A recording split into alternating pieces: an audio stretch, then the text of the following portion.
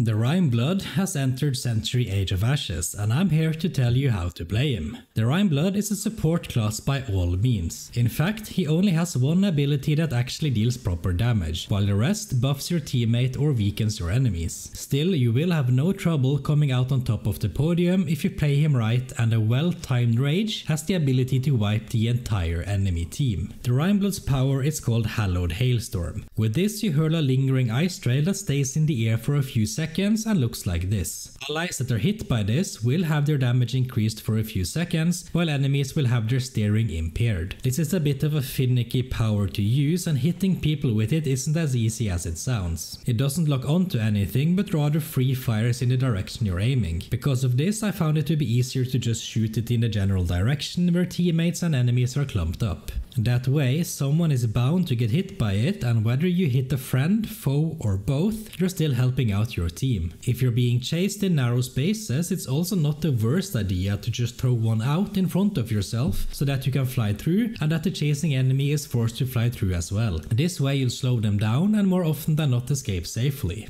The rage called Hallowed Blizzard has the same effect as the power, but with aimbot. The rage hits every enemy and every teammate no matter where they are on the map, practically giving your whole team a damage boost while the enemy has their steering slow down. It's a perfect opportunity to pounce and take them all out. Because of this, I can't think of any game mode or situation where having a Rimeblood on your team is a bad thing. Some will say that it's overpowered, I will say that I agree, but I love it. The rage lasts for 15 seconds, so make sure you and your team make the best of it. For abilities, you can choose between two brand new ones called Feral Charge and Winter's Judgement. Feral Charge is my favorite by far. This ability makes you charge at high speed towards your enemy, and if you hit them, you knock them out of balance and deal roughly a fireball's worth of damage to them. It also functions as a fantastic gap closer to quickly catching up to enemy players, which is especially helpful in Spoils of War, for instance, when you're chasing the enemy player that's holding any of the items. I can also imagine this being extremely helpful in Gates of Fire once we get our beloved game mode back into the arena mix. Now, Winter's Judgement isn't bad in any way, but you as a Rimeblood doesn't notice the impact of it as much as you do with Feral Charge. This ability sends out a tracking projectile that works on both teammates and enemies. If it hits a teammate, their fireballs and flame breath will recharge faster, while it does the opposite for the enemy team. It also does a teeny weeny amount of damage.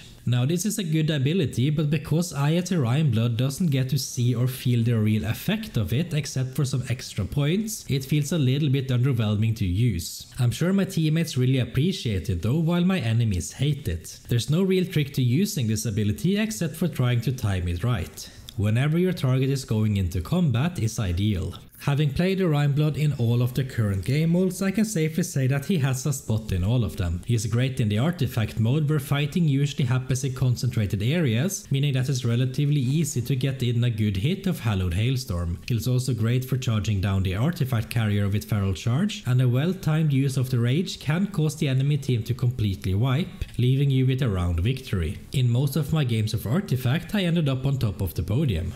In Spoils of War, I already mentioned that he's great for taking out and chasing down enemies who are carrying items, like the Gem or Vault Breacher. I've been able to save my team from having our coffers blown up thanks to this ability, and in the round after I was able to take out the Gem carrier several times thanks to this charge. In most of my Spoils matches, I came out on top of the podium. In Carnage, I feel like Winter's Judgement is the best ability to go for. At least it should be in theory. Being able to buff or debuff 1/4 of your own or the enemy team just sounds like the best play to me. You most likely won't be coming out on top of the podium, but you are doing your team a great service. And that's it for the Rimeblood. Now you should go watch this video right here so you can catch up on other things that are new in Season 3 of Century Age of Ashes.